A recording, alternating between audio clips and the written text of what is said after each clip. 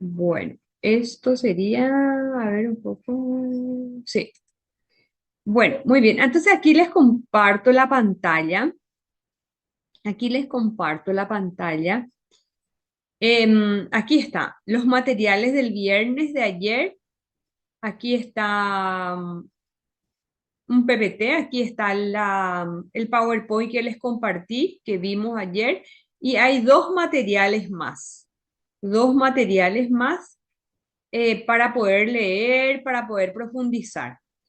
Y acá también, hoy es sábado, también vamos a ver un material, un PDF nuevo, otro preparado especialmente para hoy, y vamos a ver otro PPT es la continuación del tema de ayer, otro PowerPoint. Entonces, ustedes acá ingresan y ven que dice clase 4, viernes 28 y sábado 29, editan y pueden bajar todos los materiales tranquilamente. Bueno, ahí ya tienen todo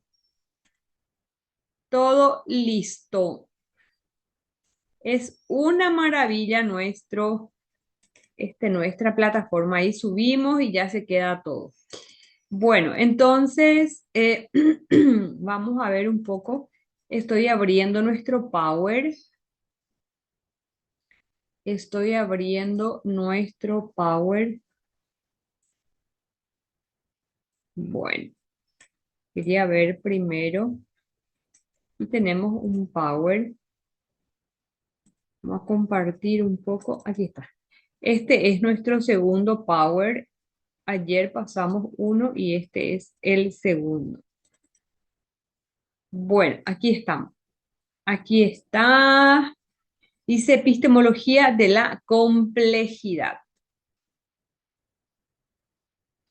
Pregunta fundamental. ¿Qué es la epistemología de la complejidad y cómo la aplicaríamos en la vida cotidiana? Ayer ya vimos cómo podemos aplicar. Hoy continuamos viendo cómo aplicar no solamente en la vida diaria, en la vida cotidiana, sino en la educación. En la educación vamos a poner también hoy mucho sentido, vamos a poner mucha atención para poder descubrir.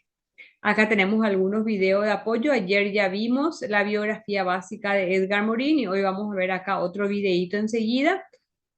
Y bueno, acá tenemos hoy un índice. Vamos a ver un poquito lo que es. De vuelta vamos a seguir profundizando en la epistemología y la complejidad, lo que significa el paradigma de la complejidad. Vamos a recordar algunos principios básicos de la complejidad, cuáles son sus implicaciones para la educación universitaria. Eso es muy importante. ¿Qué significa todo esto para nosotros que estamos haciendo este curso, que somos universitarios de posgrado? Después vamos a ver lo que es la actitud compleja, algunas conclusiones, la respuesta y bueno, así. Esto es nuestro Power. Aquí tenemos nuestro Powercito y después tenemos un material de PDF que también les preparé. Así que material tenemos por suerte cualquier cantidad. Los materiales bien seleccionados, siempre me ocupo este, de poder seleccionar los mejores materiales porque hoy día tenemos muchísimos materiales en la red, pero si no tenemos el criterio para elegir lo mejor, podemos elegir materiales que no sean muy académicos, muy rigurosos. Y siempre es un riesgo tomar un material que no sea científico, que no esté validado. Siempre es un riesgo. Por eso me ocupo en que esos materiales sean fidedignos y serios. Bueno, entonces acá tenemos, a ver un poco, sí, no puse el sonido, voy a poner primero el sonido. Acá está el sonido y bueno, acá tenemos el videito.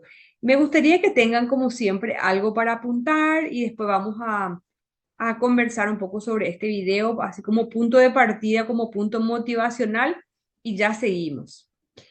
Bueno, me van a comentar si ven bien, si escuchan, etcétera. Así que comenzamos. A ver, comenzamos.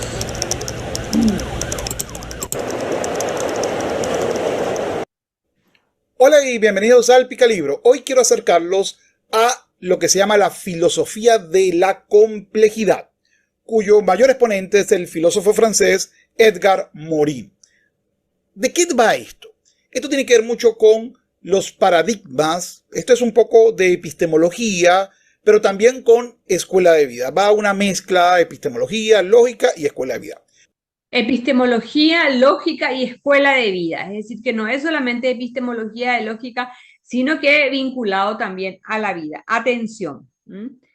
Ayer hablamos mucho de lo que significa paradigma, de dónde surgió el paradigma. Es muy importante que la gente que no estuvo presente en la clase pueda escuchar la grabación y la gente que estuvo, que también escuche para poder fijar mejor los conceptos, ¿sí? Nosotros tenemos ese lujo de poder contar con la grabación y escuchar tranquilamente mientras estamos limpiando la casa, mientras estamos manejando por la calle, mientras estamos haciendo cualquier actividad mecánica, podemos seguir escuchando y seguir aprendiendo.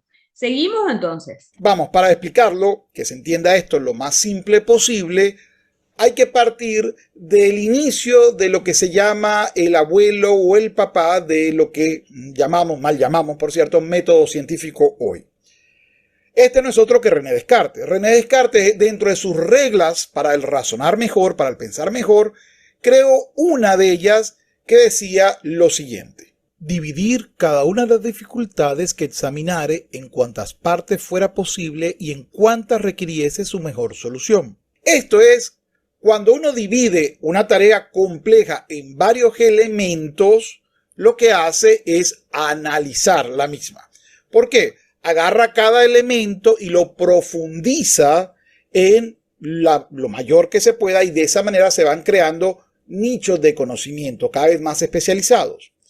El problema es que, valga la redundancia, podemos perder el foco que el problema incluía otros aspectos. Vamos, se lo voy a colocar de una forma simple. Biología, medicina y veterinaria tienen elementos en común, pero tienen áreas de profundización que las diferencia. Vamos a colocar otro ejemplo. Economía y psicología.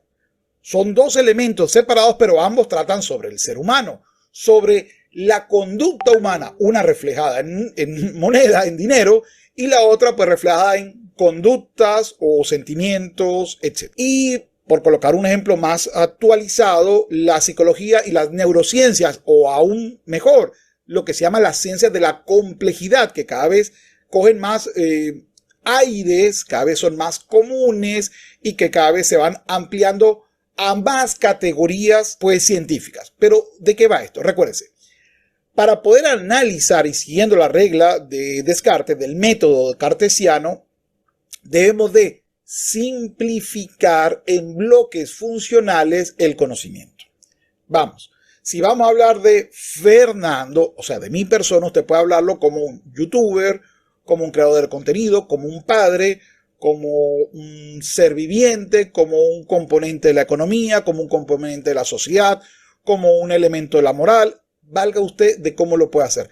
Pero cada una de estas visiones, a pesar de que es el mismo objeto, lo ve con un aspecto o con una prisma, con una visión diferente.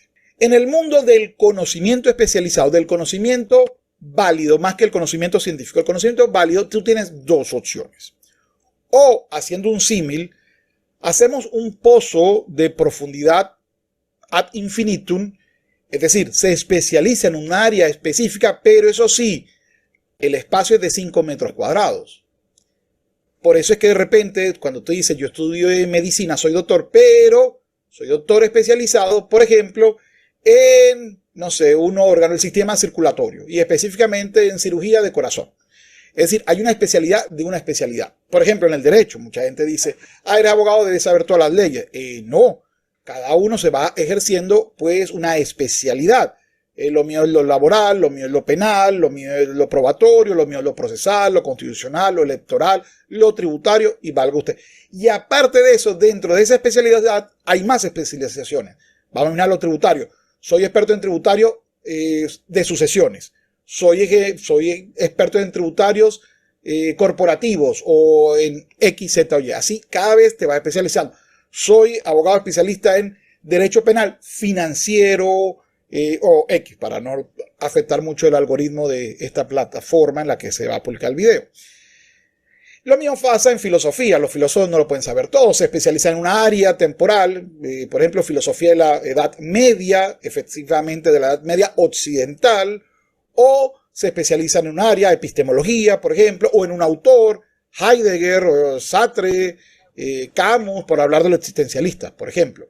O, bueno, un área, los existencialistas, los absurdistas, los estoicos, la antigüedad, pare usted de contar. Es decir, hay especialidades. Y hay otra forma de entender el mundo. Esta forma de entender el mundo era muy común en el Renacimiento, que se basaba en saber mucho en cuanto a cantidad de áreas que dominas, pero con 5 centímetros de profundidad. Es decir, aprendo mucho de una visión, vamos a llamarla holística, que trata de abarcar la mayor cantidad de áreas del conocimiento posible, pero eso implica que tengan que sacrificar los conocimientos. Pero desde hace unos 100, 150 años para atrás, sí, desde hace 150 para acá, la idea de Descartes se fue abandonando. Ya no necesito esa profundidad, ese pozo de kilómetros en profundidad. Sí lo sigo necesitando, ojo, pero es el concepto del experto, el especialista. Pero ya no basta para los nuevos descubrimientos. Los nuevos descubrimientos van a requerir obligatoriamente que estos pozos gigantes y profundos de conocimiento se puenten entre ellos. Es decir, empiezan a intercambiar información entre ellos para crear nuevos descubrimientos, nuevas innovaciones. En caso contrario, no es posible esto.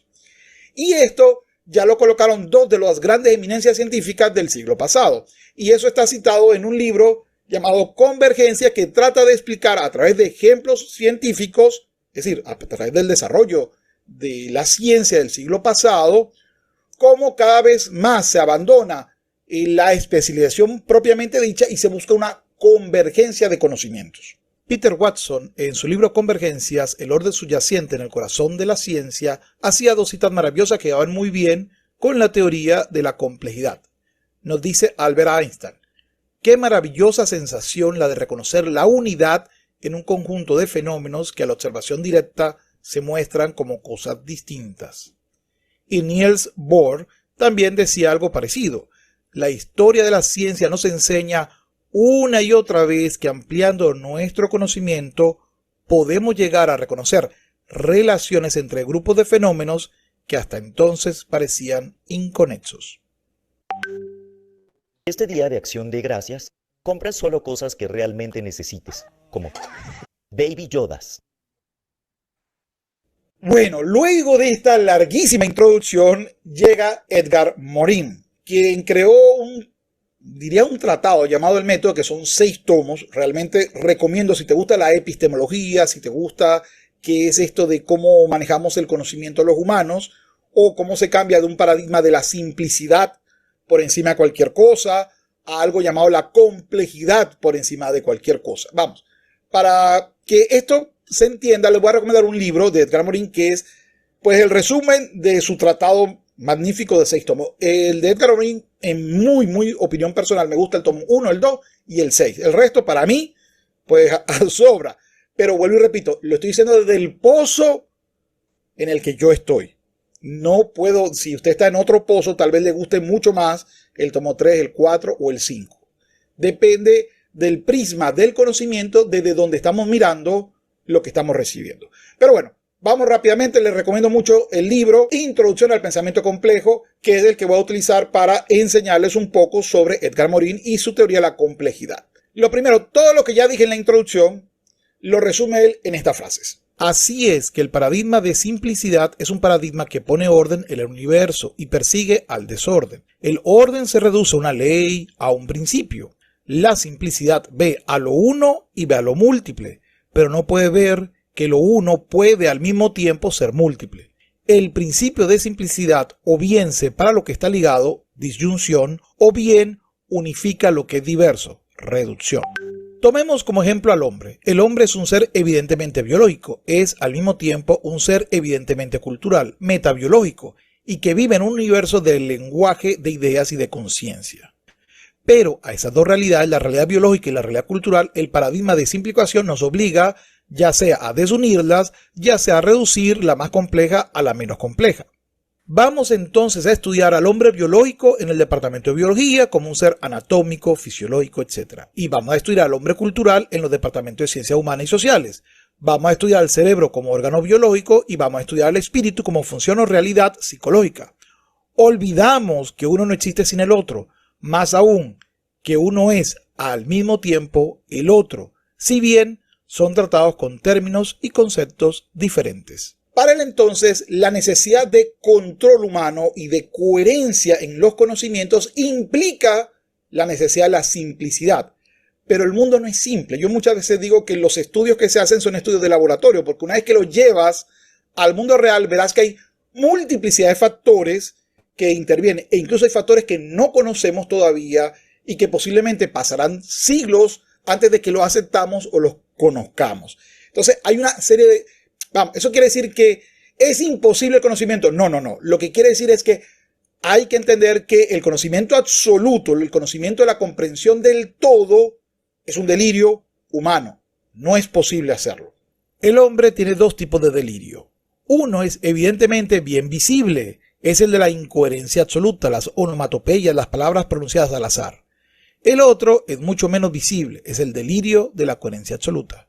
El recurso contra este segundo delirio es la racionalidad autocrítica y la utilización de la experiencia. El otro es que una vez que descubrimos las reglas que dan coherencia al mundo, y que por cierto estas reglas después pueden ser cambiadas, por eso es que no se puede decir en ciencia que se llega a la verdad, sino que estamos siempre en la búsqueda de la mejor verdad posible, no en la verdad absoluta, porque una vez que se descubre la verdad absoluta, no hay nada más que hacer.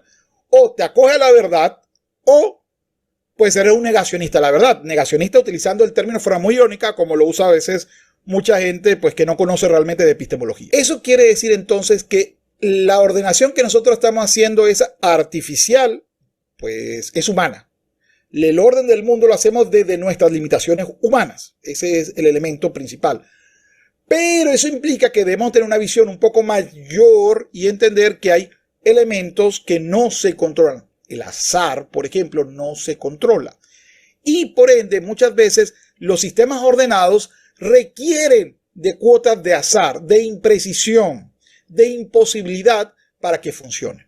La complejidad de la relación orden, desorden, organización surge entonces cuando se constata empíricamente qué fenómenos desordenados son necesarios en ciertas condiciones, en ciertos casos, para la producción de fenómenos organizados, los cuales contribuyen al incremento del orden. Entendiendo esto, creo que debemos de volver a la humildad epistemológica y creo que ahí voy a sacar un video completo. No es posible aprender si no hay una humildad. Si hay una soberbia epistemológica, tú vas a creer que lo logrado hasta ahora es la realidad absoluta y no hay más nada que investigar. Y no es así. Si eso es así, es el fin de la investigación, de la ciencia y del pensamiento crítico. Hay que entender que no solamente los conocimientos previos se han alcanzado a través de la humildad, sino que la mejora o la crítica a los mismos debe partir de la humildad. No es posible creer que vamos a tener un conocimiento. La teoría del todo es imposible. Es imposible porque como humanos no tenemos acceso al todo.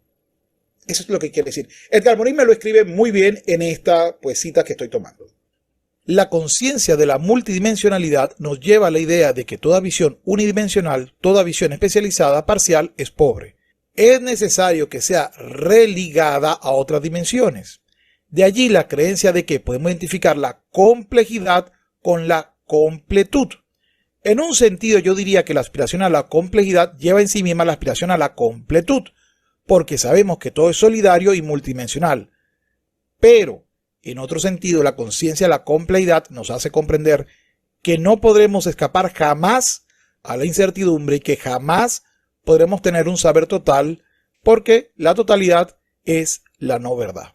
Pero ¿en qué se basa y en qué se diferencia particularmente el paradigma de la simplicidad versus el paradigma de la complejidad? Bueno, según Edgar Morin, y aquí sí me separo un poco porque creo que la simplicidad no va solo en esos dos aspectos que él relata, y tampoco creo que el pensamiento complejo utilice esos tres principios que él relata. Pero bueno, como vuelvo y repito, esto es una introducción, voy a dejarlo acá y posiblemente si este video gusta, nos adentremos un poco más en el pensamiento de Edgar Morin, por lo menos en esta parte que es muy interesante, pero epistemología, pues no diría pura y dura, pero sí es un poco dura, realmente es un poco más, nivel avanzado 1, no 5, pero nivel avanzado 1. El paradigma de complejidad provendrá del conjunto de nuevos conceptos, de nuevas visiones, de nuevos descubrimientos y de nuevas reflexiones que van a conectarse y reunirse. Estamos en una batalla incierta y no sabemos aún quién la llevará adelante, pero podemos decir desde ya que si el pensamiento simplificante se funda sobre la dominación de dos tipos de operaciones lógicas, la disyunción y la reducción, ambas brutalizantes y mutilantes, los principios del pensamiento complejo entonces serán necesariamente los principios de distinción, conjunción e implicación. Vamos, los humanos tenemos que entendernos como una pequeña parte en un mar de conocimiento que aún no dominamos y que posiblemente no podamos dominar porque formamos parte del mismo. Vamos, es como el chiste este o el cuento este de el pez que está en el agua que no se da cuenta que está en el agua. Bueno, como nosotros somos los que lo analizamos a través de nuestras propias visiones y experticia, posiblemente las mismas, si no entendemos que tenemos esas limitaciones, no nos sirven para comprender la realidad más allá del mundo observable. Todos los que trabajan con astrofísica son uno de los primeros que se han dado cuenta de esta realidad. Nuestras coordenadas funcionan muy bien en el mundo perceptible por los sentidos, pero en otros mundos, por ejemplo, en un mundo microscópico donde nuestros sentidos solos no lo captan, que necesitamos aparatos muy especializados para captarlo, necesitamos aplicar unas reglas que no se aplican a nuestra percepción. Y fuera de la Tierra necesitamos aplicar otras reglas que posiblemente no se apliquen tampoco acá. Y esto es parte de precisamente la complejidad y de la humildad en el conocimiento. Bueno, es todo por hoy y quiero agradecer, antes de terminar el video, humildemente a mis Patreon que permiten pues tocar estos temas que yo sé que no son pues muy populares y vienen a continuación. He pasado por 24 profesiones y funciones hasta encontrar la profesión más importante y valiosa del mundo. Un trabajo que va más... Voy a sacar esto. Ahí está.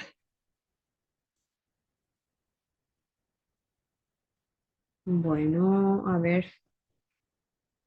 Aquí está. Bueno, terminó nuestro videito introductorio. ¿Qué tal? ¿Se entendió algo? ¿Cómo estamos con nuestro videito?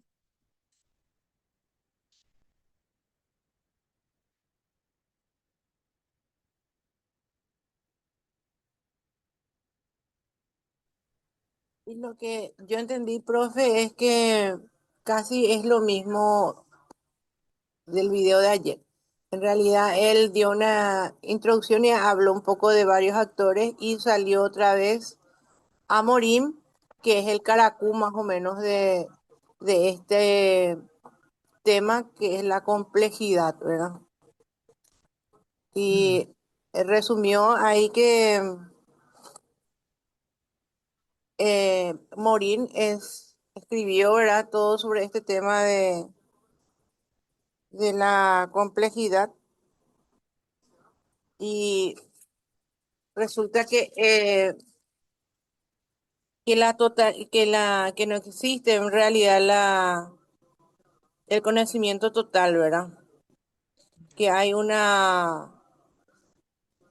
em, es una conjunción, digamos, de todo un poco. Complejidad y completud. O sea que el tener la excelencia o el todo en sí sería una completud, pero la complejidad vendría a ser una extracción de todo, ¿verdad? La totalidad sería la novedad, más o menos.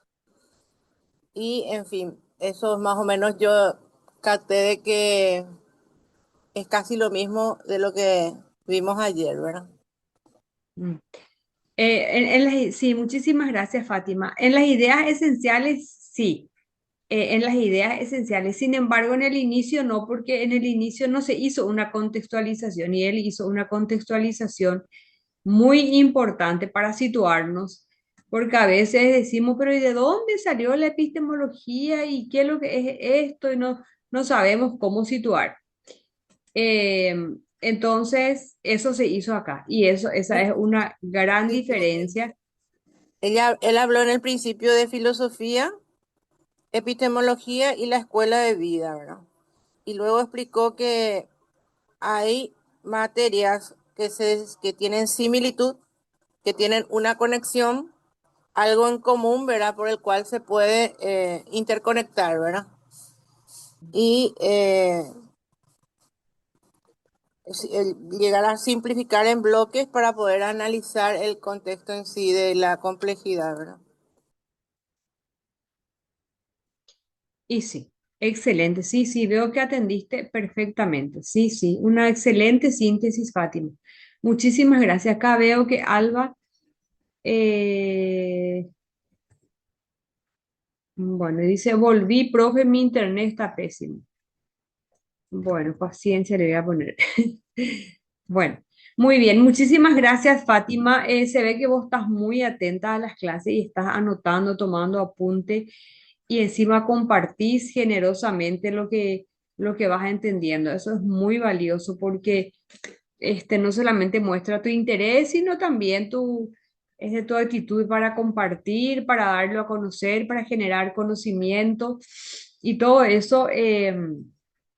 Lo valoramos mucho, así que gracias, gracias Fátima.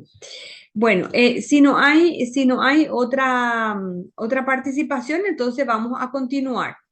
¿Les parece? Vamos a continuar. Y vamos a ver lo que significa, estoy pensando, a ver un poco, pensaba en empezar con este power que tengo acá, pero no voy a empezar con este power, voy a empezar con el PDF. Y después voy a reforzar con el Power. Bueno, entonces voy a pasar primero el PDF y después vamos a terminar con el Power porque el Power tiene algunas ideas que se repiten acá. No se repiten tal cual, pero refuerzan la idea. O sea, desde otra perspectiva refuerzan y todo es valioso. Así que bueno, vamos a empezar por este PDF y después giramos al Power. Bueno, muy bien, entonces ya tenemos el comentario y la síntesis muy pertinente que nos hizo la compañera Fátima y ahora continuamos con nuestro material, la epistemología de la complejidad de Edgar Morin, tejer saberes para una educación viva. Pero a veces estamos cansados de esa educación repetitiva, de esa educación monótona, donde siempre se dice lo mismo, donde venimos a repetir lo que otros dicen, a veces sin entender, sin dimensionar para qué sirve, sin darle esa significación que esperamos que tenga, ese sentido que nosotros necesitamos. Nos encontramos con una educación era muerta, muerta que no nos sirve. Entonces, acá se trata de que la epistemología de la complejidad de Edgar Morin nos dé luces para poder tejer saberes para una educación viva, que ustedes no conocen esa. En Misiones sí que ustedes deben conocer, porque en Misiones hay muchos puestos de esos donde hacen tupoi, ñandutí, donde tejen diferentes tipos de tejidos que son tan originales, tienen esa tejedora, no sé cómo se llama, ese material, ese implemento para tejer. Y ahí se entrelazan diferentes hilos de diferentes colores y luego surgen un tejido, una tela, era tan maravillosa con diferentes colores, texturas, materiales incluso, bueno, y así tejer, vamos a pensar en ese implemento que posibilita tejidos maravillosos. Bueno, entonces tejer saberes significa unir diferentes tipos de saberes. ¿Para qué? Para que esa educación sea realmente algo valioso, algo operativo, algo significativo para nuestras vidas, para la educación y para todas las áreas. Bueno, vamos a recordar un poquito esa contextualización que ya lo vimos de algún modo en el video. Vamos a reforzar la idea. Bueno, vamos a ver cómo surge, vamos a contextualizar este paradigma nuevo y vamos a confrontar con el paradigma antiguo, ¿verdad? El paradigma nuevo Entonces, el paradigma nuevo surge en un paradigma tradicional, en un paradigma filosófico, donde justamente está en auge el modelo cartesiano newtoniano. Por eso dice que desde el siglo XVII, desde el 1600, con el advenimiento, cuando surge la modernidad, Occidente abrazó un modelo de conocimiento profundamente exitoso para ese momento. Pero, sin embargo, también ese paradigma, si bien tenía y tiene muchos aspectos valiosos, también presenta aspectos profundamente limitantes. Y ese pensamiento es el pensamiento cartesiano-newtoniano, el pensamiento de Descartes y de Newton, ¿verdad? Descartes, el filósofo francés, y Newton, nuestro científico. Fundado en principios como la claridad, la distinción y la objetividad del paradigma cartesiano-newtoniano, ese modelo se basó en separar el objeto del sujeto, en dividir la realidad en partes, en porciones manejables y en buscar leyes universales, universales simples, universales predecibles. Descartes proponía en su método dividir cada dificultad en tantas partes como fuera posible. ¿Para qué eso? Para que esa dificultad sea más manejable y se pueda resolver de manera más fácil. Newton, por otro lado, eso Descartes, Newton, por otro lado, mostró que el universo podía ser descrito como una máquina precisa, porque Newton pensaba que la ciencia por excelencia era la ciencia matemática. Entonces, por eso el universo podía ser descrito como una máquina. Así, se sembró la convicción de que el saber debía ser lineal, preciso, matemático, fragmentario, especializado, en partes, especializado, así como son ahora la medicina. Especialista en los riñones, especialista en el páncreas, especialista en oncología, especialista en tal cosa, ¿verdad? Y el especialista en páncreas puede saber absolutamente nada de lo que es la visión, de lo que sabe el oftalmólogo. El especialista en el páncreas puede saber absolutamente nada de cómo funciona el corazón, o sea, o saber muy por encima. Bueno, esa es la especialización de la época que nos viene de la modernidad, donde todo se fragmentaba para supuestamente se dividía para poder manejar mejor esa realidad y para hacerla más fácil de resolver. Bueno, entonces este modelo fue sin duda generador de enormes avances técnicos, de tener la tecnología que hoy tenemos, sin duda alguna. Avances técnicos, médicos, científicos, etcétera. Pero con el correr del tiempo sus límites se hicieron cada vez más evidentes. Un mundo complejo no puede ser entendido por piezas sueltas. Claro, nuestro mundo es complejo, tiene muchas variables, tiene muchas aristas, tiene como muchos aspectos.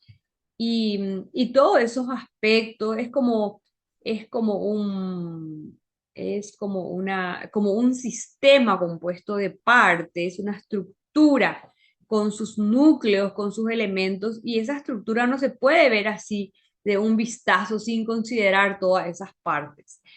Entonces no se puede seguir manejando la complejidad de la realidad considerando esa visión de Descartes y de Newton que dividía todas las cosas en secciones. Ya no se puede. Por eso esa epistemología, esa, ¿cómo se llama? Ese paradigma ya está superado, está superado ese paradigma. Y ahí surge la epistemología de la complejidad. Un mundo complejo no puede ser entendido por piezas sueltas, tal y como nos presentaba el paradigma cartesiano newtoniano de la época moderna desde el siglo XVI. con el advenimiento de la modernidad. Ese paradigma está perimido, ese paradigma está obsoleto, ese paradigma ya no funciona para nuestra época. Y ahí, ante la muerte de ese paradigma, ante la obsolencia de ese paradigma, surge la epistemología de la complejidad, surge esa nueva mirada, ese nuevo modo de mirar las cosas, esa nueva perspectiva. Entonces, ahí Edgar Morin presenta su nuevo paradigma, porque él vivió en carne propia los enormes cambios del siglo XX. Imagínense que él le tocó vivir la Segunda Guerra Mundial. Dice las guerras mundiales, sí, claro, las guerras mundiales, él vivió las guerras mundiales, las crisis ecológicas, las revoluciones culturales, y su obra surge como una respuesta crítica y creadora a la crisis del conocimiento contemporánea, esa crisis del paradigma newtoniano cartesiano. Y con todos estos cambios tecnológicos que le toca vivir. Entonces, Morin entendió que necesitamos otro modo de pensar, un modo de pensar que no disuelva las contradicciones, un nuevo modo de pensar que acepte la incertidumbre, que integre en vez de reducirla, que vea al ser humano no como un simple observador neutral, sino como una parte activa de la trama del mundo. El ser humano es un actor, es protagonista, es alguien activo de esta trama del mundo, no como alguien que está ahí, como alguien pasivo que está siendo víctima y observando la realidad. No, no, no es un observador neutral, él es un protagonista. Así tenemos que verlo al ser humano desde la epistemología de la complejidad. Entonces nace esta mirada, nace este paradigma que está llamado a superar la fragmentación del paradigma anterior y abrazar la riqueza viva del mundo. Vamos a acudir a un ejemplo que ilustre lo que estamos diciendo. Imaginemos un médico que ha sido formado solo en la fragmentación. Ese médico especialista en tal cosa, en tal cosa, en tal cosa, y que no sabe nada de la otra cosa. Bueno, puede saber todo sobre una enfermedad pulmonar, especialista en los pulmones, pero si ignora no solamente otros aspectos del cuerpo humano, sino que si ignora el contexto social del paciente, la vivienda precaria de ese paciente, el acceso a la salud, la educación sobre cuidados, su tratamiento será incompleto. El médico que piensa complejamente escucha al paciente como una persona situada en una red de condiciones y de significados, no como una persona aislada de todo, sino que mira ya en ese contexto amplio, mira ya la complejidad en la que está inserta ese paciente. Ya no mira solamente sus pulmones y se olvida no solamente del resto de sus órganos, sino del contexto donde él vive y que puede estar condicionando y creando esa enfermedad. Bueno, vamos a ver algunas novedades epistemológicas del pensamiento complejo. Algunas novedades, esto es algo absolutamente nuevo que se da con esta mirada de la epistemología de la complejidad. Y vamos a ver cómo va, cómo se da ese paso del pensamiento antiguo newtoniano, cartesiano, a ese pensamiento de Edgar Morin, a ese pensamiento de la complejidad. Vamos a ver cómo se da ese paso, vamos a ver cómo se da esa confrontación, en definitiva, esa dualidad. Bueno, pasamos de la simplicidad, de la epistemología de la simplicidad a la complejidad. El pensamiento tradicional cartesiano newtoniano buscaba eliminar la ambigüedad y buscaba reducir la multiplicidad.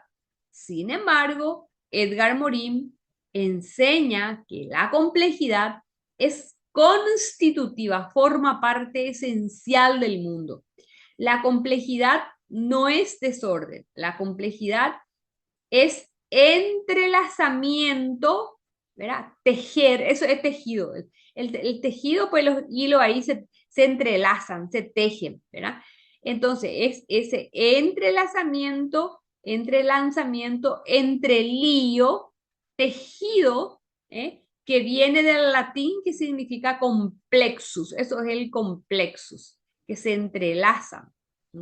El complexus, eso es la teoría de la complejidad, el complexus, el entre, o sea, esos elementos del sistema se entrelazan entre sí. Bueno, no todo puede ser reducido a fórmulas simples. El corazón humano late entre la biología, late entre la anatomía, entre la emoción, entre la espiritualidad, entre la ética, entre la cultura, entre la historia, entre el arte, etcétera, etcétera. Imagínense, no es que el corazón es una carnecita ahí que bombea sangre y se acabó la historia. No, no. No.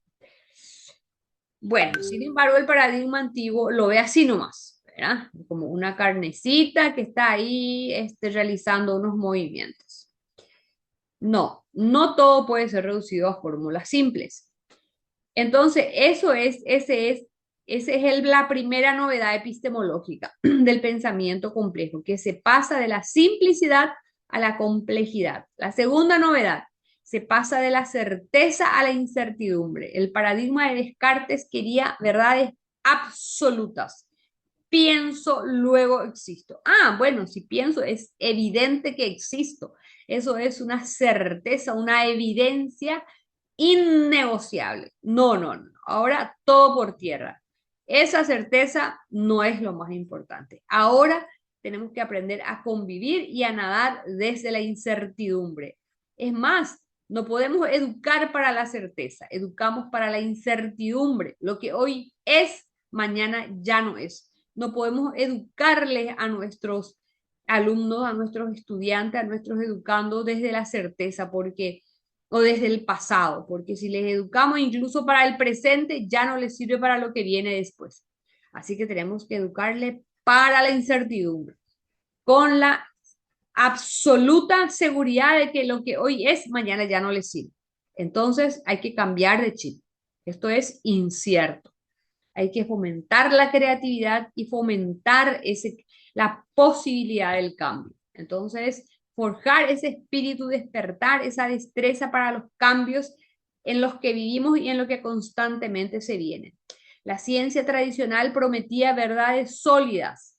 La complejidad, en cambio, nos invita a vivir en el saber provisional que pronto dejará de ser. Nos invita a aceptar que nuestros mapas del mundo son siempre incompletos. No existe esa verdad absoluta, ¿verdad? Que toma todo y que eso es todo y que es abarcante. No, no.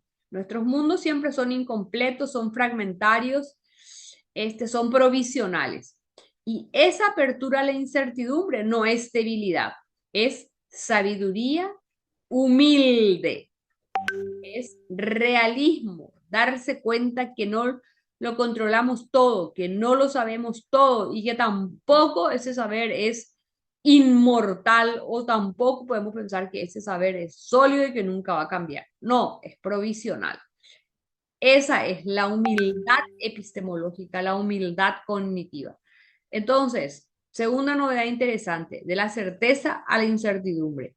Vamos a ver la tercera novedad interesante de la epistemología de la complejidad. Pasamos del paradigma antiguo de Descartes y de Newton que defendía la fragmentación, pasamos a la conexión de Edgar Morin. Morin insiste en que no existen realidades aisladas, no existe. Todo fenómeno es parte de un macrosistema, de una estructura macro, es parte de un sistema más amplio y totalizante, es parte de contextos donde hay interacciones, donde se tejen las realidades, se entrecruzan. Saber es tejer, conectar conectar ciencias, conectar culturas, conectar personas, conectar miradas, conectar perspectivas, conectar mundos. No es fragmentación. Partecita, esto aquí, yo mi mundo o en tu mundo. Algo en tu casa, yo en mi casa. Vos en tu universidad, yo en mi universidad. O vos con tus problemas, yo con mi problema. Allá vos arreglate con eso. No, no, no, señores. Vamos a recuperar un poco otra vez esa conexión humana. Vamos a un poco otra vez a recuperar esa solidaridad, esa humanidad, esa socialidad, esos sentidos compartidos. Vámonos, por favor, dejemos de vivir en ese egocentrismo aislado, ese egocentrismo que nos va matando cada uno en su parcela y que no te metas vos aquí ni yo allá. Arreglate como puedas. No, señor. De la fragmentación a la conexión. Otra novedad de la epistemología de la complejidad, esta nueva mirada, del control a la participación, ese afán de que tenemos controlada todas las cosas, porque las certezas son absolutas, entonces todo lo tenemos controlado. Vamos a casarnos por iglesia, vamos a firmar los papeles, y bueno, allí, una vez que ya nos convertimos en marido y mujer, ¿verdad? Yo ya no me ocupo de tener que conquistarte todos los días, de tener que tener esa amabilidad contigo, ese buen trato, de darte tu espacio, de cultivar el amor, de cultivar la conexión. No, no, yo ya no me ocupo de eso. Nos casamos, hacemos todos los papeleos y ya listo hasta la muerte. Se acabó eso, se acabó. Firmemos todos los papeles que vos quieras, pero si yo me encuentro utilizada, si yo no encuentro mi realización, si yo no encuentro que desde aquí pueda tener una vida con propósito, con sentido, donde yo pueda potenciar mis mejores dones, pues bueno, lastimosamente yo no quiero ser muerta en vida. Hasta aquí llegamos.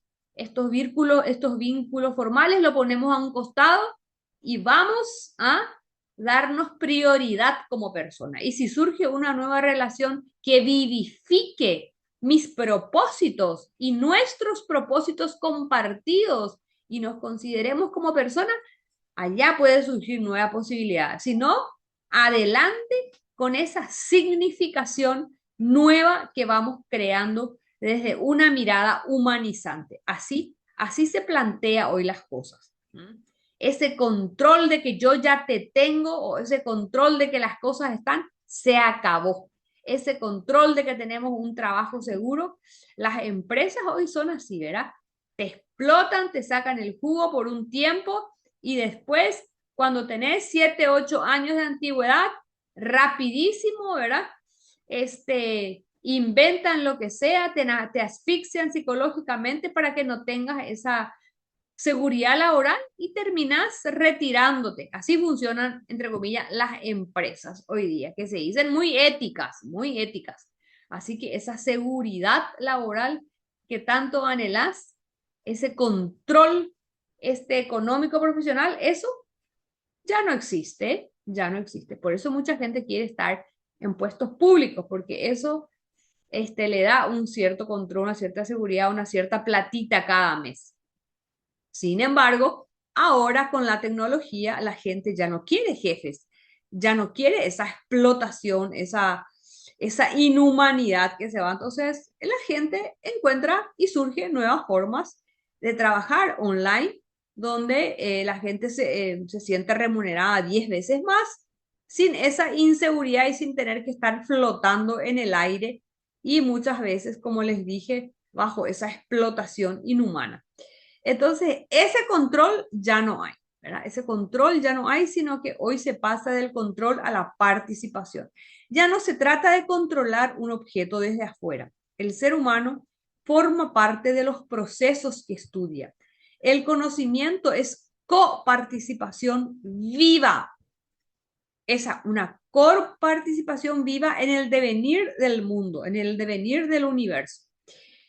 Si un biólogo estudia un ecosistema que está desconectado y aislado, solo, que estudia un ecosistema solo a las abejas, pierde la interconexión esencial entre las abejas, las flores, los suelos, los climas, los humanos. No, el biólogo tiene que estudiar todo el ecosistema, no solo de las abejas. No puede aislar a las abejas para estudiar, no, tiene que estudiar el hábitat de las abejas, donde se tejen una serie de factores, donde están no solamente ellas, sino que donde están otras plantas, otros suelos, otros climas, otros seres humanos, no humanos. El pensamiento complejo lo invita a ver el todo relacional. Entonces, ese control total ya no hay, ya hay esa participación viva, en definitiva, esa participación que va mutando, va cambiando. Bueno, pasemos a la otra categoría. Aquí estuvimos viendo en el segundo punto vimos algunas novedades epistemológicas del pensamiento complejo. De la simplicidad pasamos a la complejidad. De la certeza pasamos a la incertidumbre, de la fragmentación pasamos a la conexión, del control pasamos a la participación. Y ahora vamos a ver algunas categorías clave del pensamiento complejo que ayer ya lo vimos, pero vamos a repasar. Bueno, Morin propone la categoría dialógica, aceptar que dos lógicas opuestas pueden coexistir en una misma realidad. Por ejemplo, la vida es orden y es desorden. Es continuidad y es ruptura, es individuación y es comunión. Es lo malo va con lo bueno. Acuérdense el ejemplo que le puse ayer. Jesús en la Biblia dice, deja que las malezas crezcan con el trigo, que el trigo esté junto a las malezas. Dejen y después en algún momento dado vamos a podar, pero por ahora déjenlo juntos. Qué sabiduría. Él sí que ya tenía esa perspectiva compleja de la realidad. No es que hay que matar a todos los malos, eliminar a todos los malos. No es que tengamos que hacer, como ahora están planteando algunos, como esto es que se llama, la condena esa a muerte, la condena a muerte porque hay que eliminar a los malos, hay que eliminar a los perversos. ¿Mm? Y bueno, hay grados de perversidad. Vos que estás condenando y matando, puedes ser tan perverso como él. Esa posibilidad está ahí latente, puede emerger en cualquier momento. ¿Te condenamos a muerte entonces? Eso es todo un debate ético, filosófico. Bueno, en Estados Unidos algunos estados tienen la condena a muerte, otros no. Estos son temas para debatir. Entonces, la capacidad dialógica, aceptar que las dos lógicas pueden convivir. Ejemplo, el amor humano es simultáneamente fuente de estabilidad y fuente de conflicto. En las redes sociales si miramos, ay Dios mío, vemos puro amor esas parejas, puro amor, ¿verdad? Evidentemente que nadie sube los momentos de pelea, los momentos de conflicto, los momentos de esos candentes, nadie sube. Solamente se suben los momentos, ¿verdad? Bueno, pero ¿y Y cómo después vamos a subir? aparece todo de repente, profe, ¿Eh? su, después aparece todo de repente las fotos de amorío, de Opaité. Oye, borrapa, te Se evidencian bajaron todo. todito, se bajaron todito. Ay, Dios mío. Dijo una vez un amigo, mejor no subir nada, porque si vamos a subir solamente esos momentos espléndidos, habría que subir también los otros momentos, más tenebrosos y de sombra. Pero ¿por qué tenemos que poner toda esos momentos íntimos a exposición de ojos, a veces que ni conocen, que ni nos conocen, a desconocidos? ¿Por qué? ¿Por qué tener esa falta de pudor de ponerlo a discreción ahí? ¿Para qué? En fin, también se merece un debate eso, ¿verdad? También se merece una... Pero bueno, generalmente hacemos ese sesgo, ¿verdad? De subir todas cosas así. Así somos los seres humanos. Pero sabemos que conviven esas dos realidades. Ejemplo, el amor humano, que es algo tan bello, tan grande, tan importante. Es una fuente de estabilidad muy muy importante, pero sin embargo también de conflicto. Y tenemos que saber asumir las luces y las sombras, porque Jesús mismo ya dijo, ¿verdad? La resurrección implica la muerte. Jesús resucitó en el tercer día, pero resucitó, ¿por qué? Porque murió. Para que haya resurrección tiene que haber muerte, esa polaridad. Si no hay muerte, no hay resurrección. Hay que aprender a convivir en esas dos facetas. Hay que saber convivir en esas dos lógicas de los opuestos e integrar eso. Y de esa integración surge la superación. Bueno, eso no nos enseña el pensamiento complejo. La realidad es dialógica. De esas dos lógicas opuestas hay que saber integrar. Porque si no, si subimos solo las luces, pues, oh, Paité de repente, ¿verdad? Después aparecen todito otros personajes con ciertas luces, oh, Paité, y así vivimos, ¿verdad?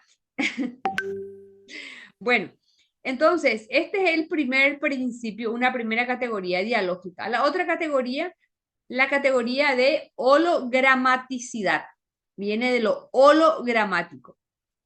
Tiene un nombre grande, sin embargo, es un significado tan básico que cada parte contiene el todo. Cada célula lleva el ADN del organismo. Imagínense esa minucia, esa milimétrica invisible de ADN ahí en nuestro ADN. Ahí en esa célula está todo lo que es un imponente ser humano, en esa célula microscópica. Allí está todo lo que es el ser humano, todo lo que es el ADN del organismo. Cada individuo lleva en sí la sociedad que lo formó, no solamente el ser humano, la sociedad milenaria que lo formó. Nosotros sobre nuestros hombros cargamos nuestros ancestros milenarios. ¿Cuánto? Estamos hablando de cuántos siglos está en nuestro ADN, señores. ¿Qué les parece? Una carta, ejemplo, una carta de amor escrita en un momento contiene la historia de toda una relación. Podemos escribir una carta de amor a nuestro X enamorado o enamorada de ese momento, pero esa carta coyuntural de ese momento contiene toda la historia de la relación, desde el momento en que se empezaron a conocer, que se empezaron a mirar, en que empezaron a salir, todo está en esa aparente minucia carta de amor. Ahí está todo. Esa es la hologramaticidad. Cada parte contiene el todo y el todo contiene cada una de esas partes. No existe la fragmentación. La recursividad, entonces pasamos a la categoría de la recursividad de la epistemología de la complejidad. Los productos son también productores. El conocimiento que generamos nos transforma a nosotros mismos. ¿Por qué? Porque los productos son también productores. Imagínense los productos a su vez son productores. El conocimiento que generamos, ese conocimiento que generamos es un producto. Pero ¿qué pasa con ese producto? A su vez nos transforma a nosotros mismos, porque esos mismos productos que nosotros generamos, nuestro conocimiento, producen, ¿qué cosa? Una nueva persona, nos transforma a nosotros. Qué lindo eso. Nosotros estamos produciendo nuevos conocimientos, pero ¿qué pasa con esos nuevos conocimientos que producimos? Nos transforma, ojalá, en mejores personas.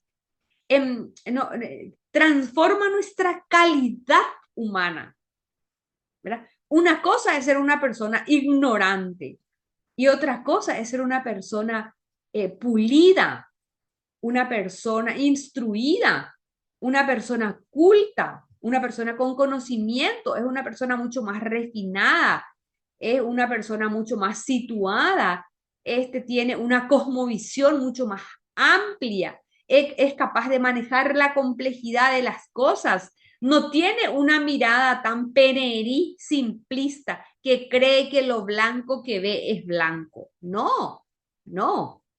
El que tiene conocimiento y conocimientos incorporados, asumidos, asimilados, es transformado por esos conocimientos, esos productos que emerge de él a su vez lo convierte en una nueva persona. No hay cadenas lineales de causa y efecto puras. Hay círculos recursivos como una espiral. Está la causa, está el efecto. No existe eso. Causa, efecto. No, porque ese efecto vuelve a ser una causa. Y esa causa vuelve a ser un efecto. Y ese efecto, y así. Así es como una espiral. La realidad es como un círculo concéntrico espiralado que se va tejiendo cada vez más, en espiralados cada vez más amplios, porque eso nunca acaba. Ese proceso, esa dinámica es infinita. Los estudiantes transforman a sus maestros, tanto como los maestros a sus estudiantes. Qué lindo esto. No es que yo le vengo a compartir a mis estudiantes esto, ay, yo ya sé todo y le estoy formando a ellos. No, yo me estoy transformando a mí mismo como persona. Me estoy transformando, me estoy cualificando, me estoy haciendo gracias a la transmisión, al compartir esa riqueza de conocimiento que yo tengo. Me transforma me transforma a mí y no solo a los demás. Qué lindo esto, qué rico, qué alentador y qué esperanzador poder tener esta visión. ¿Mm? Porque no es que yo al enseñarle a ustedes, ustedes tienen ese conocimiento y yo me voy empobreciendo. Eso sería según esa mirada antigua, según esa epistemología antigua. No, pero según la nueva, círculos concéntricos. Ustedes se enriquecen, yo me enriquezco, porque esa causa del enriquecimiento de ustedes, cuyo efecto viene a ser la amplitud de conocimiento, ese efecto a su vez en mí, que soy la profesora, también produce ese efecto. Y yo de causa pasa a ser también efecto. Efecto de calidad. ¿Mm? Bueno, eso es la recursividad. Va y viene, va y viene. Es como un boomerang.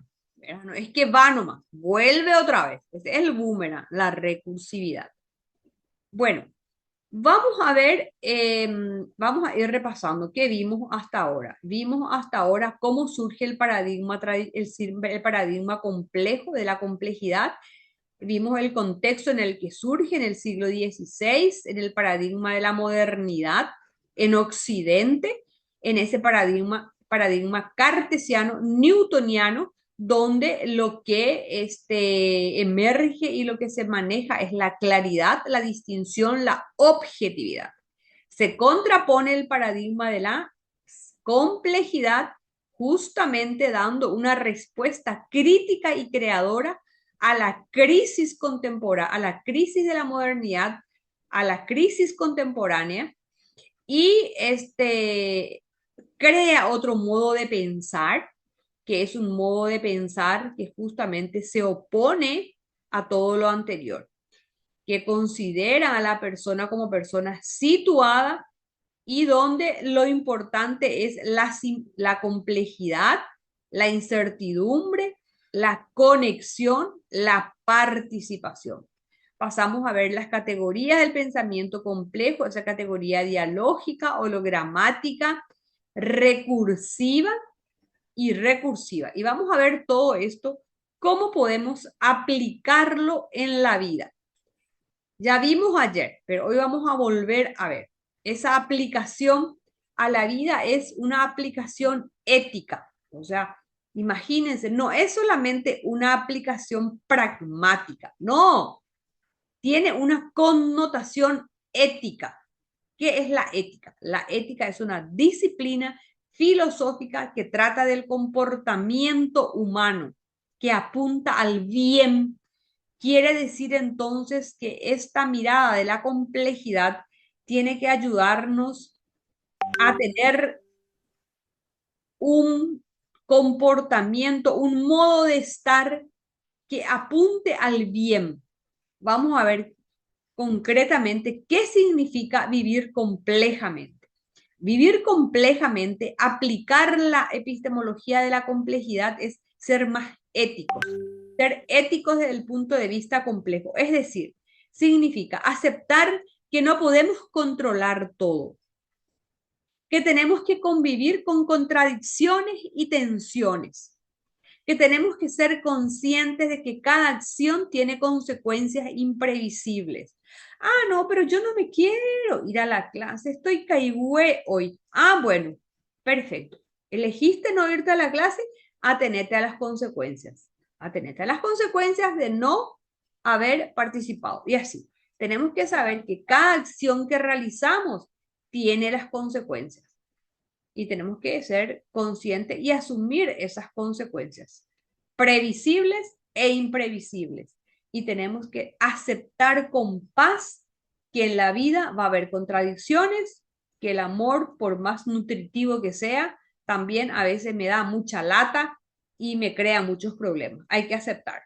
La vida no es blanca ni negra, es matizada. Entonces, tengo que asumir lo bueno y lo malo de ese amor.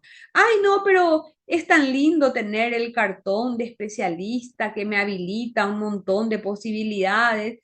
Ay, pero es tan latoso renunciar un sábado a la mañana, un viernes a la tarde, donde puedo sentarme a ver la película, extender las piernas tranquila, no sé, observar la luna. Tengo que estar ahí escuchando a la profe, lateando. Bueno, tenés que aprender a convivir, ¿verdad? Con esa parte que no te gusta, con la parte que te gusta, con las contradicciones y con las tensiones. Así es la vida, tiene doble cara. Aceptar que no podemos controlar todo. Ay, no, pero si yo a mi hijo le eduqué con estos valores, entonces yo espero que mis hijos sean así. Hay muchísimos hijos que son educados, ¿verdad? Con padres maravillosos, pero resulta que no asumen esos valores, salen otra cosa.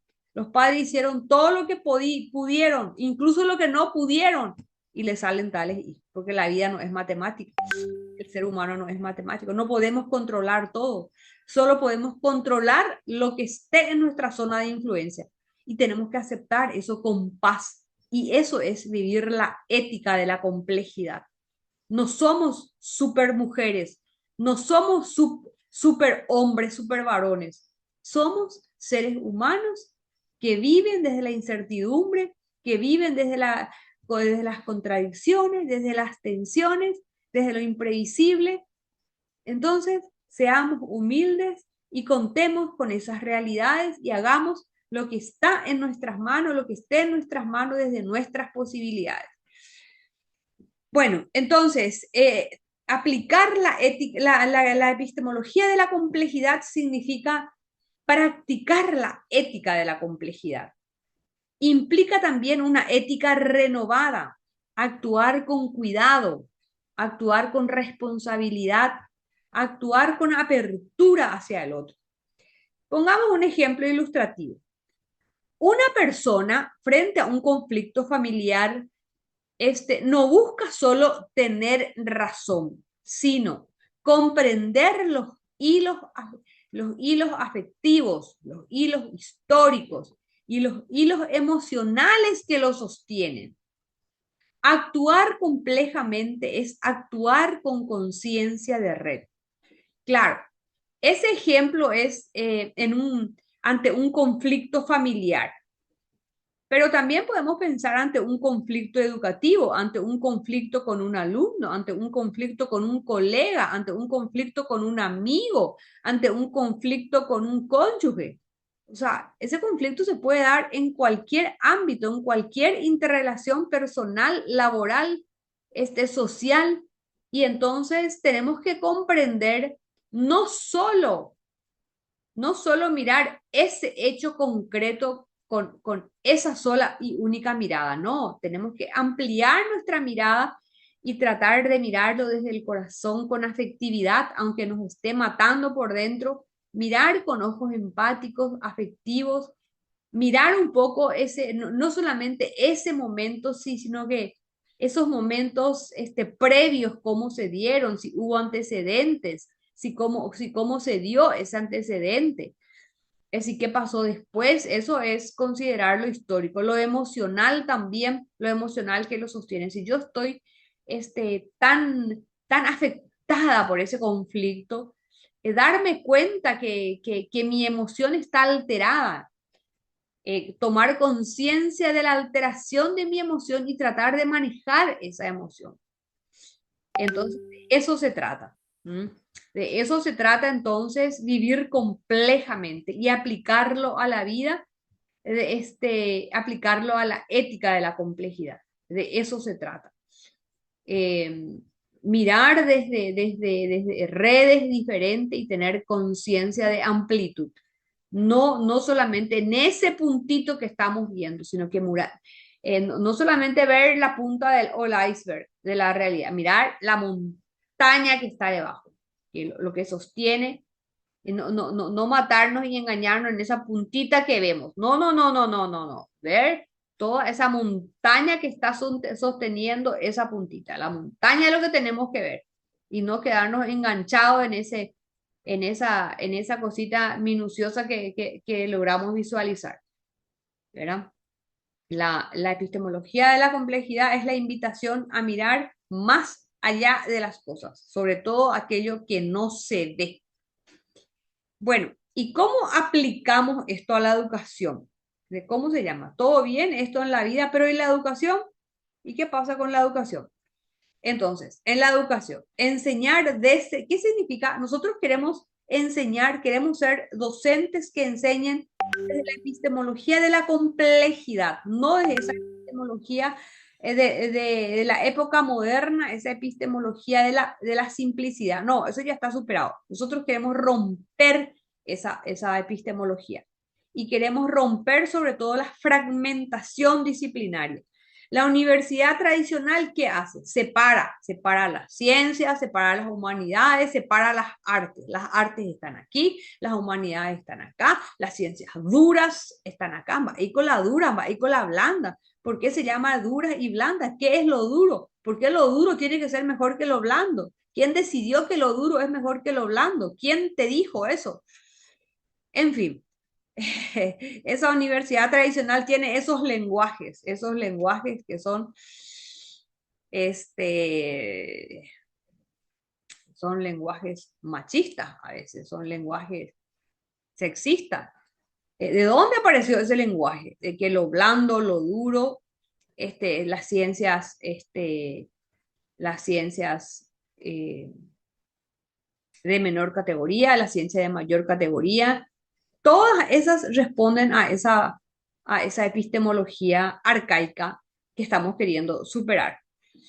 Esa epistemología fue la que creó todas estas disciplinas compartimentadas y con esos nombres, con esos lenguajes. Bueno, ejemplo, un ingeniero debe comprender impactos sociales. Acá hay ingeniero o ingenieras. Tiene que comprender impactos sociales. Un psicólogo debe entender dimensiones biológicas. Un economista debe considerar realidades culturales. Yo enseñé 5 años en una universidad a, como a seis tipos de ingeniería: ingeniería informática, ingeniería civil, ingeniería electrónica, ingeniería eléctrica, ingeniería industrial.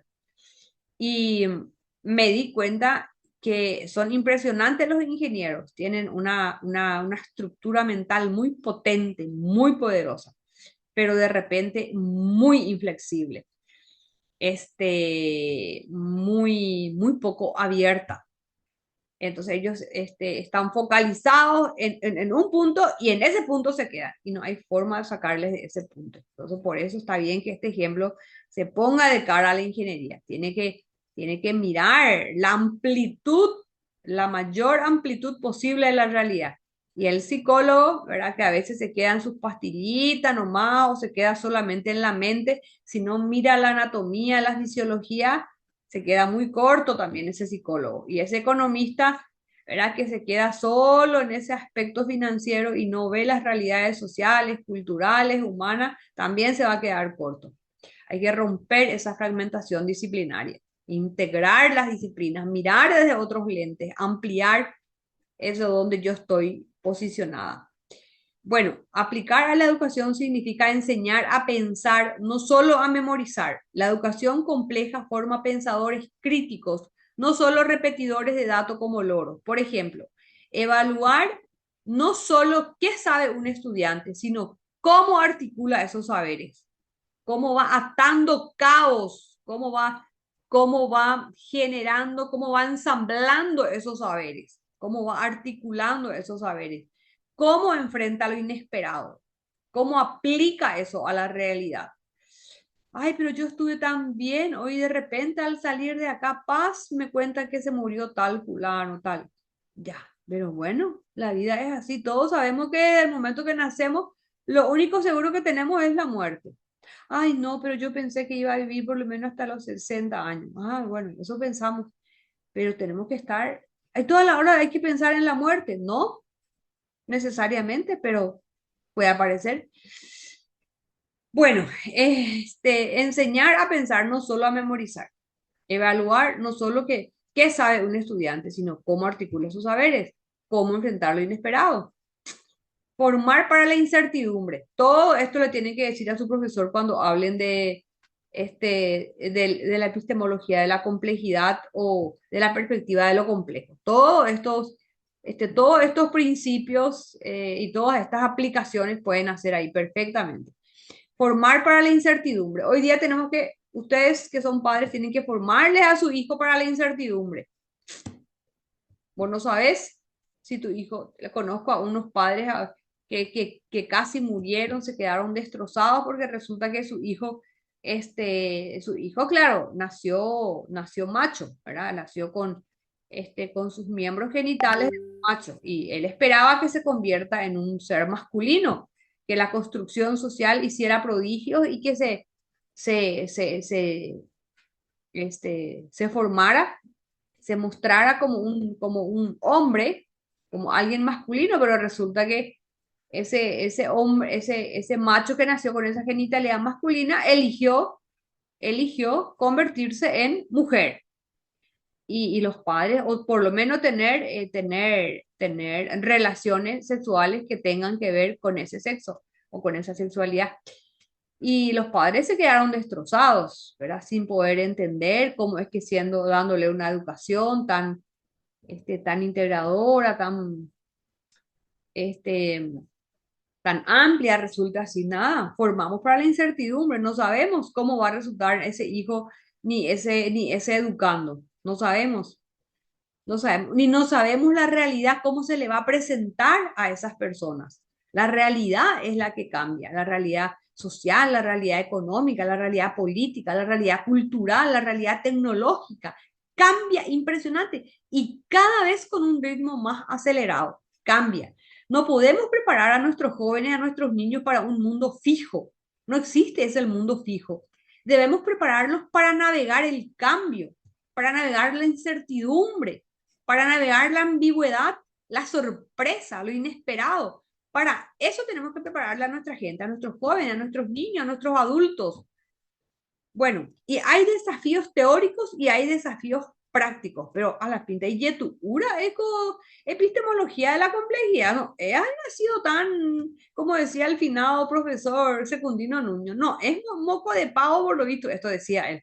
No sé si llegaron a conocer al senador, doctor en filosofía, fue un gran ser humano, gran académico, decía, no, es moco de pavo esto, no, es moco de pavo esta epistemología de la complejidad, todo lo que implica. Imagínense. Bueno, entonces esta epistemología de la complejidad presenta desafíos teóricos y prácticos. Veamos los desafíos teóricos. Significa reconstruir la arquitectura del saber, reconstruir. Por eso es una epistemología crítica, la epistemología de la complejidad. Hay que reconstruir de cero esa arquitectura del saber tal y como aprendimos nosotros. Derrumbar, reconstruir, diseñar modelos educativos abiertos, dinámicos y autocríticos. Pensar desde el entre disciplinas, entre saberes, entre culturas, entre mundos, entre países, entre hemisferios, entre lazos, que se interactúan y se interconectan. Ese es el desafío teórico. Desafío práctico.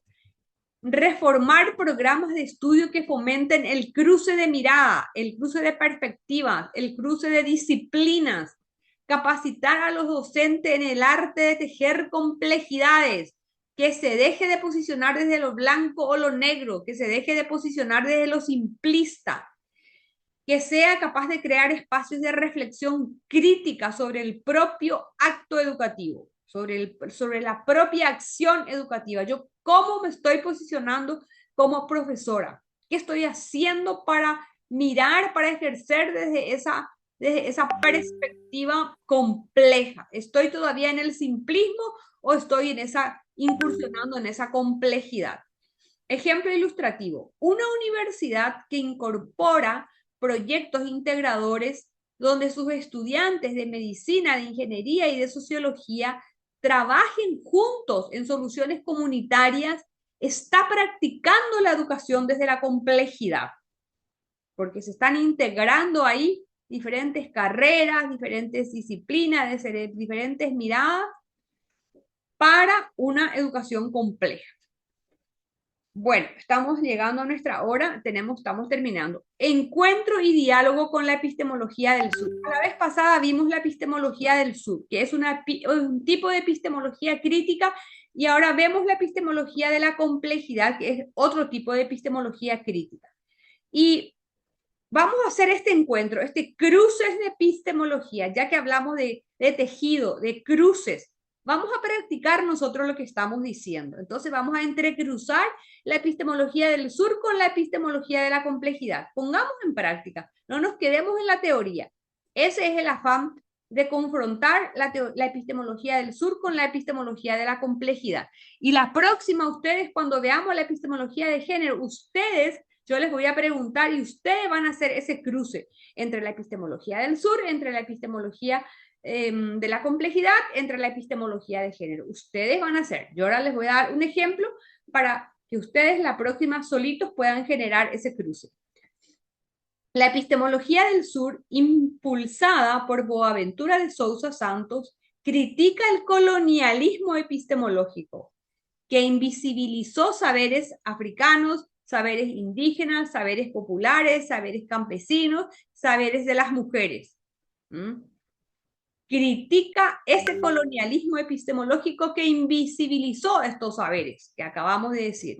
De Sousa Santos sostiene que no existe una sola ciencia hegemónica, sino que existe una ecología de saberes.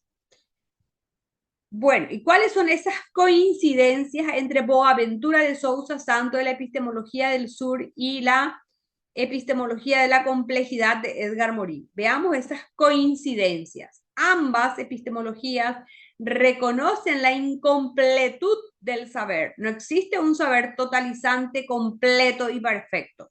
Todos los saberes son incompletos y son limitados.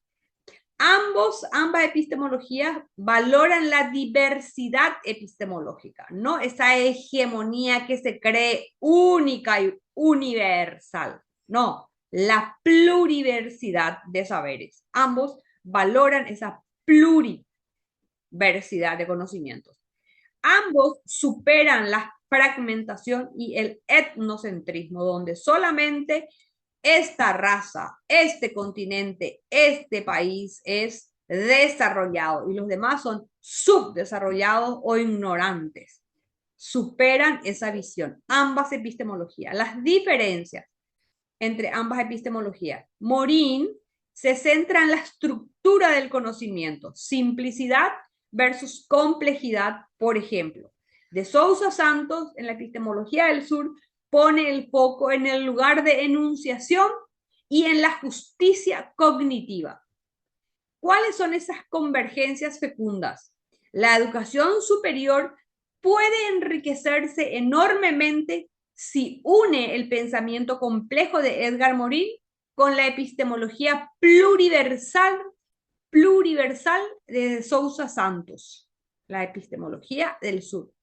Educar en complejidad y en diversidad es una doble revolución pedagógica. Nosotros estamos produciendo una bomba revolucionaria. Estamos mezclando epistemologías críticas, emergentes, epistemologías que barren con esa epistemología tradicional, arcaica, obsoleta, superada, incompetente. Y estamos en esa nueva mirada crítica que contempla la diversidad, la riqueza de la pluralidad, la riqueza de esa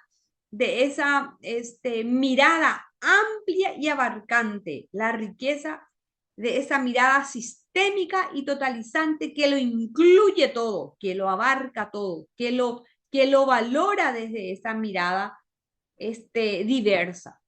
Un ejemplo ilustrativo. Un curso sobre medio ambiente puede integrar la teoría ecológica, Morim, y puede integrar saberes ancestrales sobre la tierra, desde de Sousa Santos. Entonces, integrando la teoría ecológica de Edgar Morin, la teoría de la complejidad, con los saberes ancestrales de la tierra, de la epistemología del sur, estamos formando estudiantes capaces de pensar y de sentir de múltiples maneras, y no quedarse en ese cuadradito ridículo de considerar que la ciencia es solo la ciencia europeizante, masculina, europeizante y masculina que nos viene del norte. No, la ciencia es todo aquello que produce todo ser humano de cualquier parte del mundo, de cualquier época, no importa el continente, no importa el tiempo, no importa el lugar, no importa el género, cualquier reproducción de cualquier ser humano. Esa es una diversidad que tiene que ser considerada como una riqueza. Bueno, vamos a ir cerrando. Hacia una educación que teje vida. La epistemología de la complejidad no es solo una teoría académica. Es un nuevo humanismo. Se trata de aprender a vivir en la trama de la vida con asombro, con humildad, con incertidumbre, pero también con responsabilidad. La epistemología de la complejidad es educar no para fabricar técnicos obedientes, técnicos serviles, sino para formar ciudadanos críticos, sensibles, creadores, esperanzados. Esos educandos tenemos que formar de la epistemología de la complejidad. Edgar Morin nos recuerda, el conocimiento del conocimiento es la condición previa para la superación de la ceguera del conocimiento. Acuérdense que en su libro Los 7 Saberes, él habla de la ceguera del conocimiento.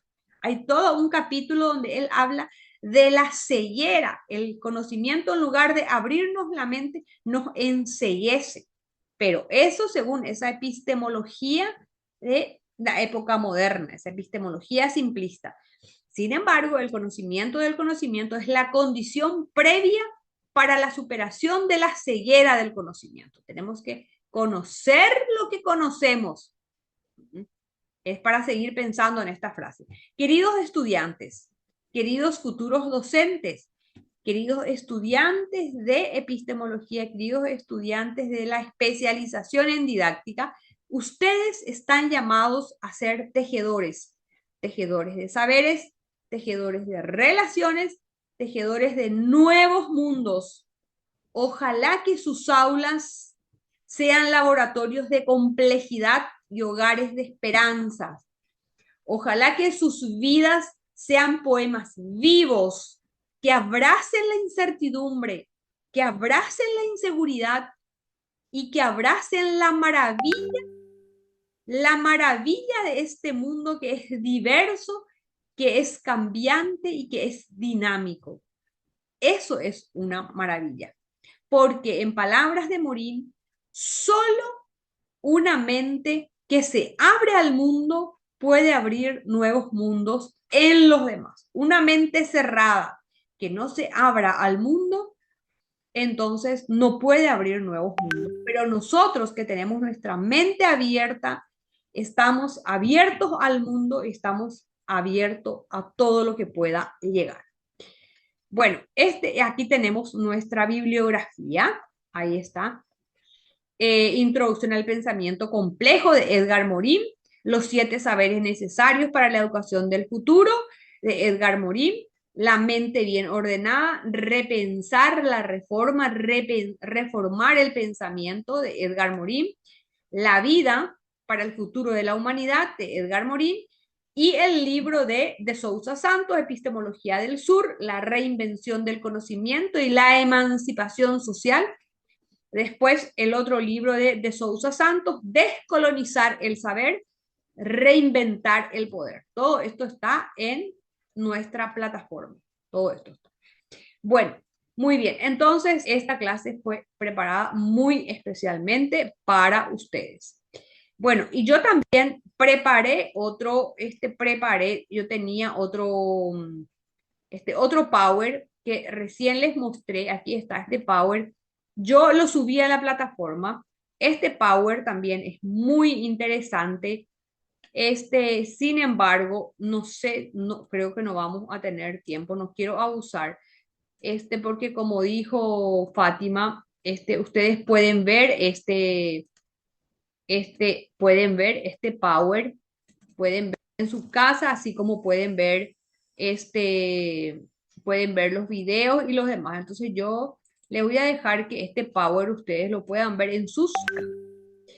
Bien, acá ustedes tienen acá un video. Ah, sí, ese video ya vimos. Acá está el índice de lo que tiene este Power. Es prácticamente lo mismo, pero con una variante. Tiene una cierta variante que también puede enriquecer. Acá, por ejemplo, bueno, explica de vuelta los principios y acá hay algunas implicancias para la educación universitaria. ¿M? Hay algunas implicancias para ustedes que me gustaría que lo lean, que lo lean. Después tenemos acá la actitud compleja, ¿verdad?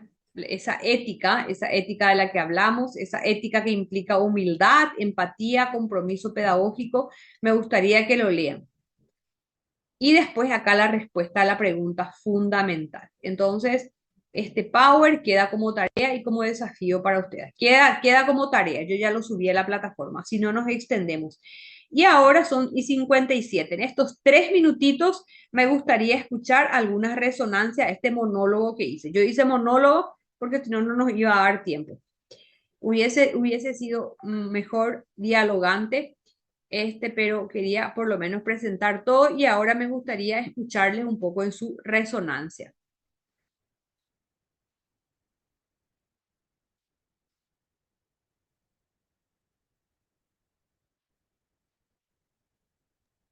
Bueno, profe,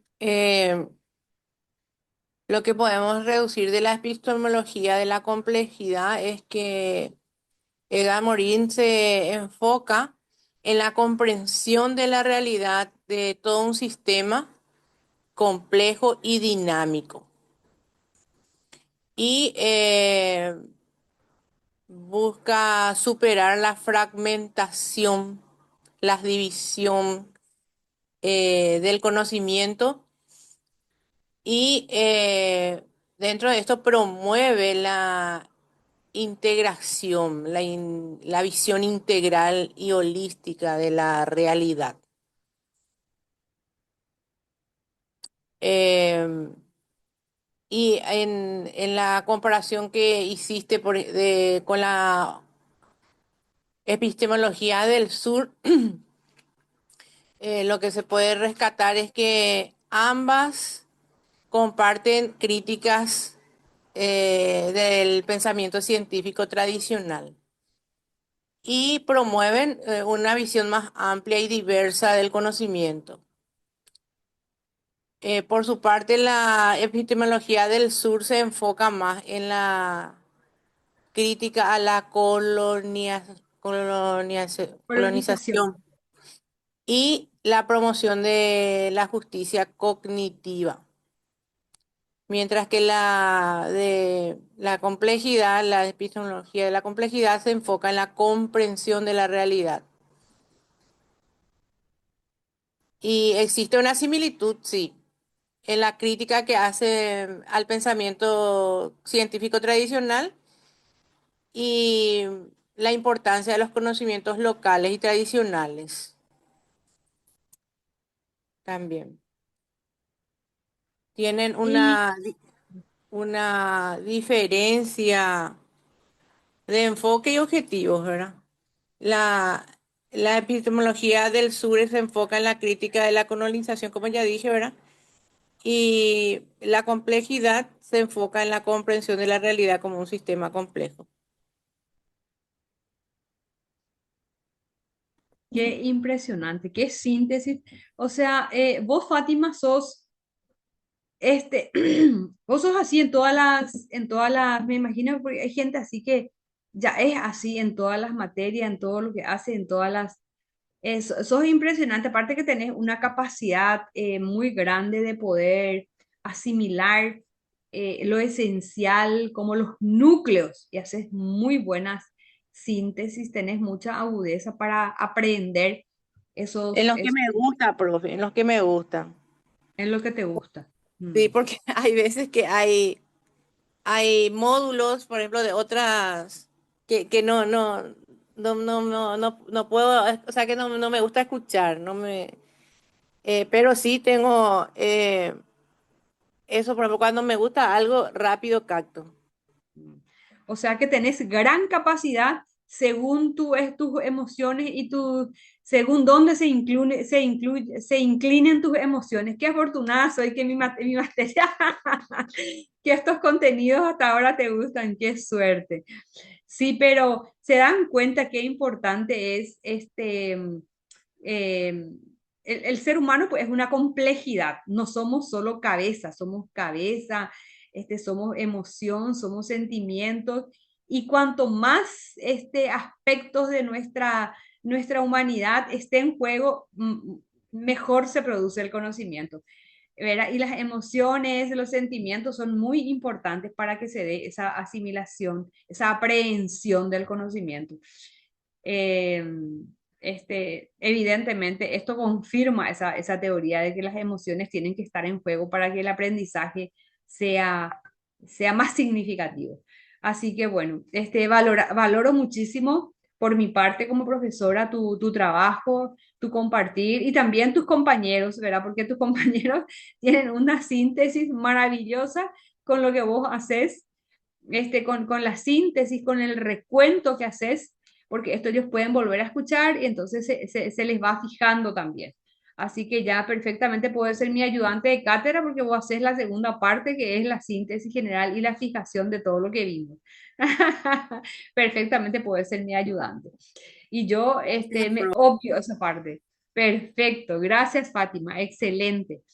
Bueno, ya Fátima nos hizo todo este recorrido. A ver si alguien quiere, sin necesidad de hacer una síntesis, porque ya tenemos la de Fátima, y por el tiempo, alguien podría resaltar alguna cuestión puntual que le llamó la atención, que le sorprendió, que tiene como desafío, que tiene como tarea, o que no entendió algo, o que quiera preguntar. Me gustaría escuchar un poquito a alguien más. Me pasa eso con mis pacientes, profe, dice Catalina. Estoy escuchando desde mi guardia en el hospital al tanto de todo. Gracias, Natalia. Qué Profe, guapa. hola. Sí, Hace rato sí. cuando estábamos hablando de la parte de que los pacientes muchas veces no acuden por falta de economía, ¿verdad? Y Mm, ocurre, muchas veces no vienen los pacientes porque no tienen forma de llegar. Eso mm, era lo que yo quería, te escribí cuando eso. sí. Ah, Así, mira, justito lo que estaba diciendo, ¿verdad? sí, Claro, así el ocurre. paciente, el paciente situado. El Mm. paciente situado es que no tiene como forma de llegar siquiera. Imagínense cómo menos va a tener cómo pagar y no tiene cómo llegar. Y Qué no es luego, importante. es incluso, ¿verdad? Los que vienen por vía judicial mismo, algunos no pueden asistir en sus citas porque no tiene forma, ¿verdad? Y si yo estoy en Santa María, tiene que venir de las compañías. Y si no, no puede luego hacer un trabajo porque tiene todo privacidad y no sé, no tiene sentido cómo actúan. Ujú. Muy difícil. Y bueno, excelente, Catalina. Una realidad bien concreta que te está pasando a vos. Sí.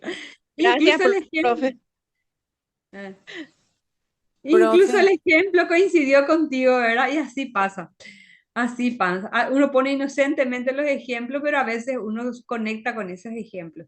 Y sí, bueno, me alegra mucho que esto les sirva y yo creo que les va a servir mucho porque eso es lo que tenemos que tratar los educadores, de hacer que estos marcos teóricos conecte con la vida. Porque si no, pues no nos llega. ¿A quién le sirve una cosa que le queda acá nomás? A nadie pues le sirve si lo que nosotros queremos es ser respuesta a nuestras emociones, respuesta a nuestros conflictos, respuesta a nuestras búsquedas, respuesta a aquello que nos preocupa. Queremos nutrir nuestra inteligencia, pero también queremos iluminar nuestra práctica, lo que nos pasa, queremos más luces para saber cómo manejar situaciones, porque la realidad es compleja y generalmente estamos envueltos en situaciones que no sabemos cómo manejar y necesitamos herramientas para vivir mejor y ser más felices. De eso se trata la vida. ¿Para qué estudiar tanto si no vamos a cualificar nuestra vida y si no vamos a ser más felices? ¿Para qué? ¿Para qué tantos cartones? Bueno, profe, entonces, profe, sí, profe, yo quiero preguntarte algo con respecto a las tareas. sí. Yo no encuentro el lugar donde alzarlas. No, no sé si no sé manejar la plataforma, pero no encuentro dónde alzar las tareas. Y Porque, en el, espera que voy a bajar, voy a mirar un poco. Espera que, porque está la tarea así, todo escrito, como que hay que hacer, ¿verdad? Pero el lugar donde alzarlo que yo no estoy encontrando. No. eh, bueno, ¿qué tareas, qué tarea encontraste para alzar? Bueno, la clase del 14 y 15, por ejemplo, había unas tareas grupal. No sé si es esas que pusimos nomás o eso tenemos que, no, hay que alzar.